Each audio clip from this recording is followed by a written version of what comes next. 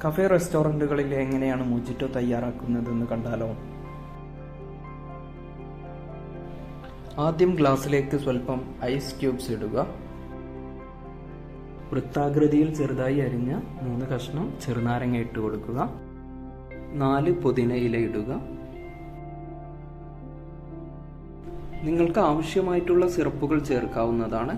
നമ്മളിവിടെ blue കൊറാക്കോ mojito ആണ് തയ്യാറാക്കുന്നത്. അതുകൊണ്ട് തന്നെ 45 ml blue curacao, lemon mint syrup 10 ml, Sprite അല്ലെങ്കിൽ 7up ആഡ് ചെയ്യുക.